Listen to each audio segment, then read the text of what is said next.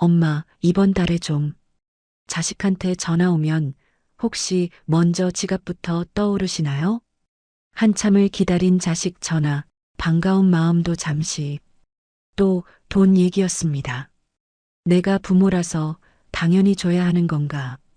연락은 뜸한데 도움 요청은 빠릅니다. 고맙다는 말도 없고 미안하단 말도 없습니다. 이젠 그냥 돈이 필요할 때만 찾는 존재가 된 기분. 여러분도 그런가요?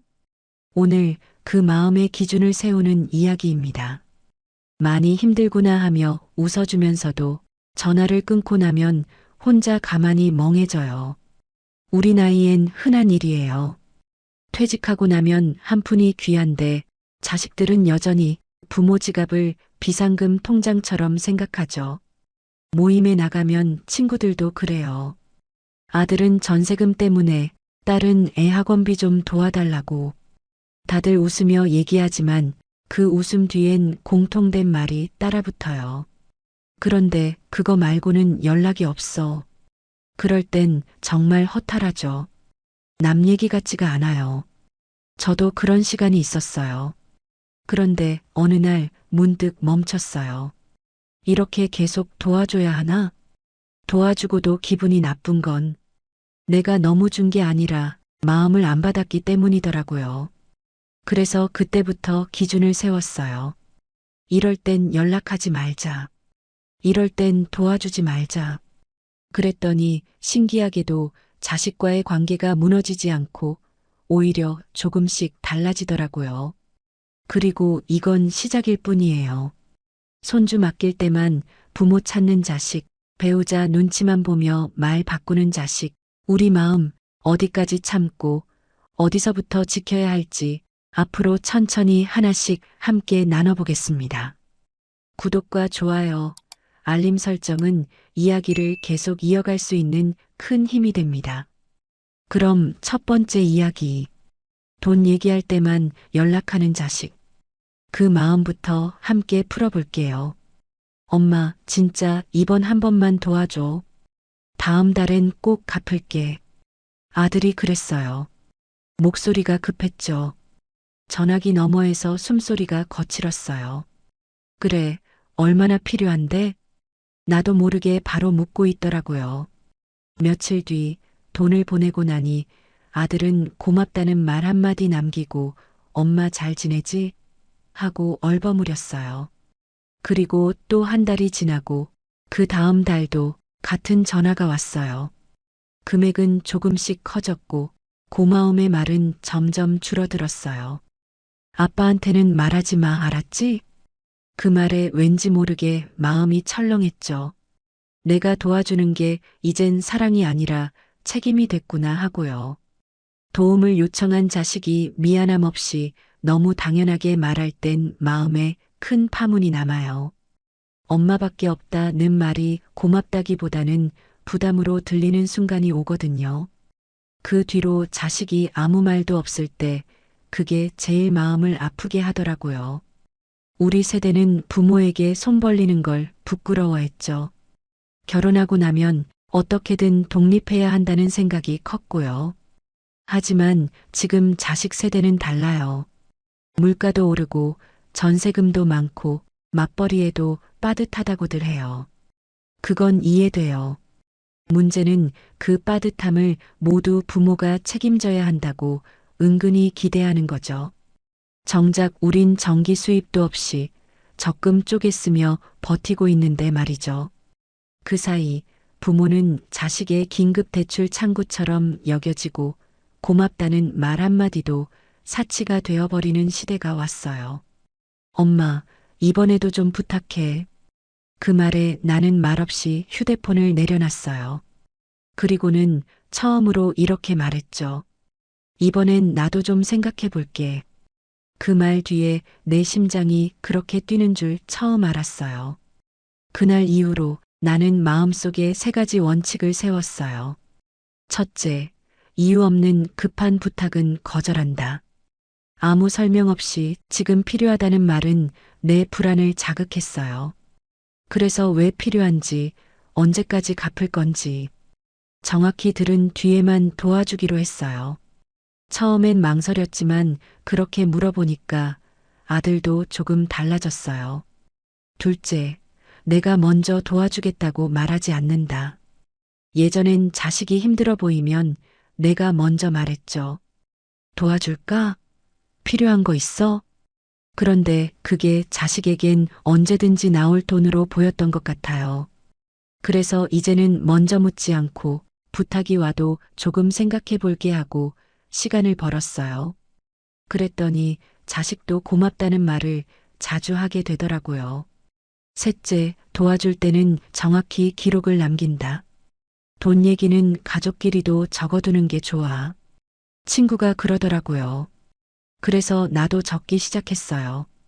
얼마, 언제, 어떤 용도. 처음엔 좀 뻘쭘했지만 아들도 엄마 멋있네 하고 웃었어요. 나중엔 오히려 자식이 먼저 적어달라고 하더라고요. 그렇게 하니까 주고도 덜 억울하고 자식도 받는데 미안함이 생겼어요. 작은 변화였지만 그 변화가 내 마음을 덜 흔들리게 했어요. 전화가 오면 무조건 돈 얘기라고 단정하지 않게 됐어요. 가끔은 그냥 안부만 묻고 끊을 때도 있어요. 그럴 땐 통화 끊고 나서도 내 얼굴에 미소가 남아요. 그게 참 오래 가더라고요. 옛날부터 이런 말이 있어요. 마음으로 주지 않으면 진짜 도움이 아니다. 도와줬는데 마음이 불편하면 그건 사랑이 아니라 의무죠. 주고도 마음이 편해야 진짜 베푼 거더라고요. 이젠 나도 기쁜 마음으로 줄 수 있을 때만 도와주기로 했어요. 그게 나도 살고 자식도 사는 길이더라고요. 혹시 여러분도 비슷한 경험 있으셨다면 댓글로 나눠주세요. 이제 두 번째 이야기. 손주 봐달라고만 하고 정작 중요한 일엔 빠지는 자식. 엄마, 다음 주 금요일부터 일주일 동안 좀 부탁드릴게요. 아침에 눈도 제대로 못 떴는데 딸한테 문자가 와 있었어요. 그때가 딸 부부 휴가철이었죠. 손주 어린이집 방학도 겹쳤고요.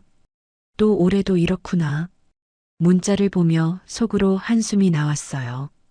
어디 가는데? 응, 제주도. 좀 쉴 겸 다녀오려고. 그럼 나도 같이 가자. 반 장난으로 말했는데 딸이 웃지도 않고 말하더군요. 엄마는 손주랑 있어줘야지. 그 말 한마디에 속이 텅 비는 느낌이었어요. 내가 쉬고 싶다는 말은 그냥 농담처럼 흘려듣고 딸 부부의 쉼만 당연한 권리처럼 느껴졌어요. 그 일주일 동안 나는 새벽에 일어나 이유식 챙기고 낮잠 시간 맞춰 안고 달래고 밤에는 자다가 두세 번씩 일어나 기저귀 갈고 안아줬어요.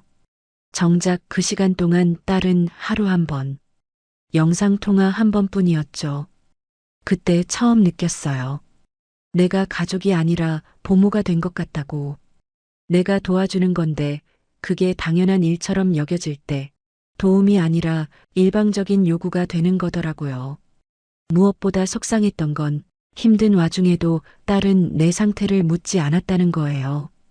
엄마 힘들지? 이 한마디면 참을 수 있었을 텐데 말이죠. 우리 세대는 손주 돌보는 게 당연한 일처럼 받아들이며 살아왔어요. 특히 딸과 가까운 부모는 더 많은 도움을 요청받고 부담도 더 크게 느끼죠. 요즘은 맞벌이가 많고 일하는 엄마가 늘다 보니 육아 부담이 고스란히 조부모에게 넘어오는 경우가 많아졌어요. 하지만 우리는 자식의 육아 지원자는 아니잖아요. 퇴직하고 내 삶을 다시 살아보려는 시점에 다시 아이 돌봄에 끌려 들어가는 거예요. 그 속에서 우리는 감정적으로도 점점 소외감을 느끼게 되죠. 존중도 없이 단지 가능한 사람으로 여겨질 때 그 씁쓸함이 참 크더라고요. 엄마는 당연히 도와줄 줄 알았어. 그 말에 그날 처음으로 말문이 막혔어요. 그 한마디가 내가 가족 안에서 어떤 존재로 여겨지는지 확실하게 보여준 순간이었어요. 그때 이후로 나는 세 가지 원칙을 세웠어요.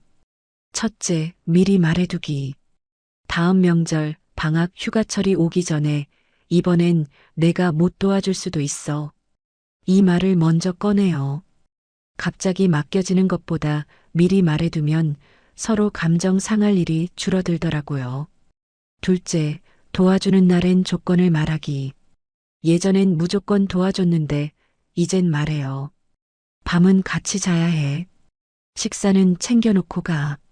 기저귀랑 약은 정확히 설명해줘.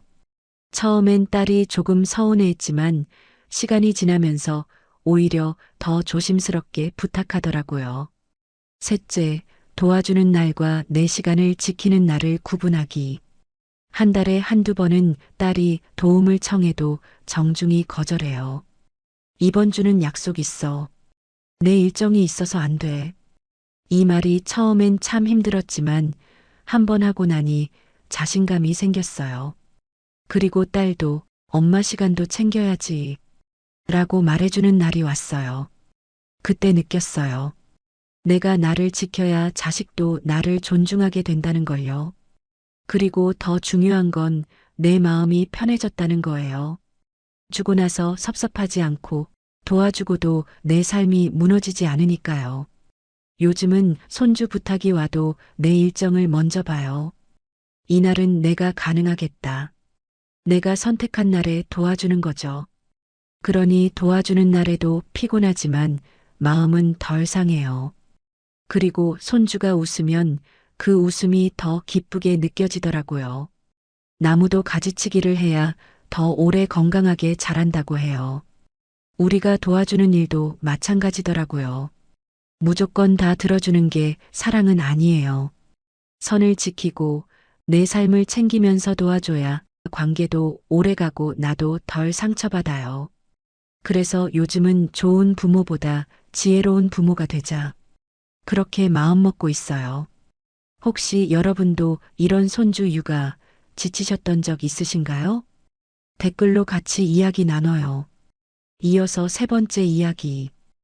배우자 눈치만 보며 부모를 대하는 자식. 엄마, 일요일에 갈게요.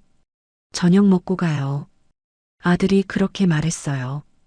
오랜만에 손주 얼굴도 보고 저녁 차려주고 싶어서 시장부터 갔죠. 갈비는 간장에 재워두고 상추며 나물도 미리 손질해두고 과일까지 냉장고에 넣어뒀어요. 그날 집안 구석구석 정리도 더 했고요. 그런데 토요일 밤 아들에게 전화가 왔어요. 엄마, 민정이가 요즘 좀 피곤해서 이번 주는 그냥 쉬자고 했어. 다음에 따로 시간 낼게.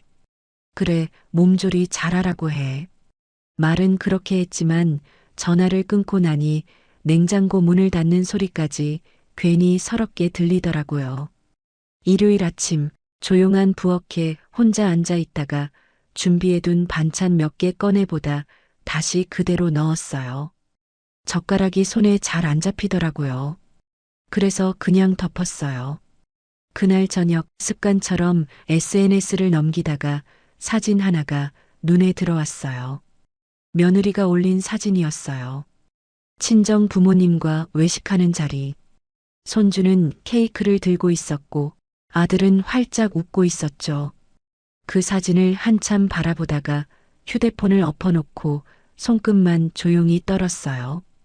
딱히 뭐가 서러운지도 모르겠는데 괜히 그 부엌 불 꺼진 집안이 유난히 낯설고 허전하더라고요. 어디가 아프다던 사람은 멀쩡했고 나는 그 시간 내내 괜히 설레고 괜히 준비만 했던 거예요. 냉장고 안 불빛만 조용히 켜져 있었어요. 그 안에 내 마음도 함께 식어가는 것 같았어요. 가족의 구조가 예전이랑은 완전히 달라졌어요. 이젠 부부가 1순위, 부모는 그 다음.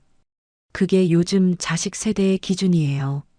문제는 그 변화 속에서 우리가 아무 설명도 없이 자연스럽게 밀려나고 있다는 거예요. 며느리 눈치 먼저 보고, 계획도 며느리 일정에 맞추고, 방문도 식사도 먼저 말 꺼내질 않죠. 정작 우리가 어떻게 느끼는지, 기다렸는지, 그건 아무도 먼저 묻지 않아요. 예전엔 자식들이 우리 눈치를 봤는데 요즘은 우리가 자식 부부 눈치를 보게 됐어요. 가족 안에서 존재감이 서서히 옅어지는 그 기분 겪어본 사람만 그 조용한 서운함을 알아요. 그날 이후로 나는 마음을 조금 달리 먹었어요. 예전엔 온다 하면 이틀 전부터 움직였어요. 뭘 해줘야 하나, 뭘 사놔야 하나. 그 생각에 냉장고도 정리하고 장도 봤죠. 지금도 그래요. 그래도 온다 하면 준비하는 그 시간이 저는 좋아요.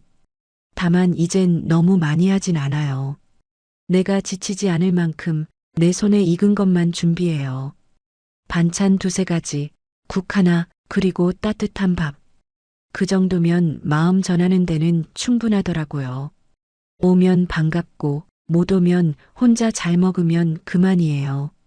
그렇게 생각하니까 마음이 덜 흔들려요. 둘째, 아쉬운 건 티내지 않기로 했어요. 예전엔 다음엔 꼭 와라. 손주 얼굴 너무 보고 싶다. 이런 말 자주 했어요.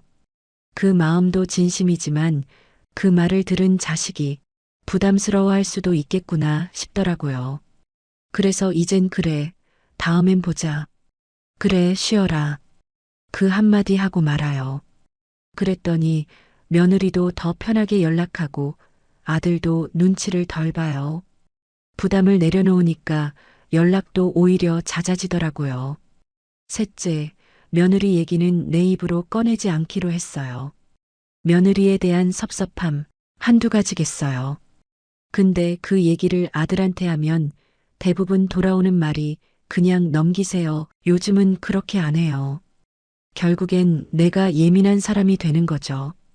그래서 이제는 며느리 얘긴 안 꺼내요. 안부만 묻고 일상 얘기만 나눠요. 말을 줄이니까 관계가 틀어지지 않고 오히려 조금씩 조심스러운 배려가 생기더라고요. 넷째, 내가 나를 먼저 챙기기로 했어요. 손주 본다고 약속 미루고 파마 예약도 바꾸고 다 그렇게 해왔어요. 근데 돌아오는 말이 이번엔 못 갈 것 같아요. 이런 거면 괜히 내 하루만 흔들리는 거잖아요. 그래서 요즘은 약속이 있으면 그냥 지켜요. 동창 모임도 나가고 혼자 영화도 보고 가끔은 아무 계획 없이 쉬어요. 그랬더니 내 삶이 나한테도 중요해지더라고요. 그리고 놀랍게도 자식도 그걸 느껴요. 엄마 이번 주는 바쁘세요? 이렇게 먼저 물어요. 그때 살짝 웃음이 나왔어요. 아, 내가 내 시간을 지킬 때 존중도 따라오는구나 싶었죠. 이렇게 네 가지. 별거 아닌 것 같지만 이거 하나하나가 내 마음을 지키는 작은 울타리가 되줘요. 그럼에도 우리는 여전히 부모입니다.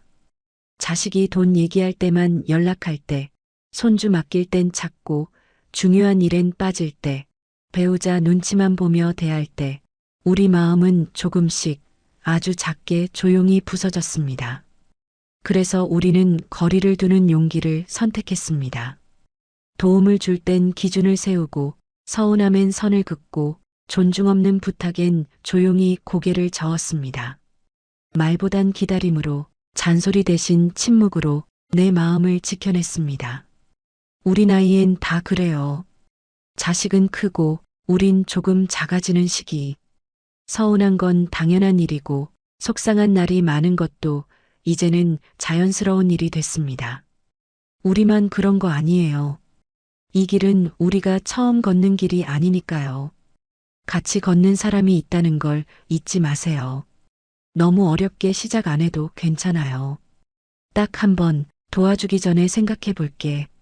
그 말부터 꺼내보세요. 그 한마디로 우리 마음도 자식의 태도도 조금씩 달라집니다. 완벽하려 하지 말고 내 마음부터 살펴보세요. 우린 충분히 잘하고 있어요. 이 영상이 마음에 닿았다면 여러분은 혼자가 아닙니다. 비슷한 경험, 비슷한 감정 있으셨다면 댓글로 함께 나눠주세요. 그 말 한 줄이 다른 누군가에겐 큰 위로가 될 수 있습니다. 지금까지 함께 해주셔서 정말 감사합니다. 오늘 도움이 되셨다면 좋아요 한번, 앞으로도 함께하고 싶으시면 구독 한번 부탁드려요. 늘 감사합니다.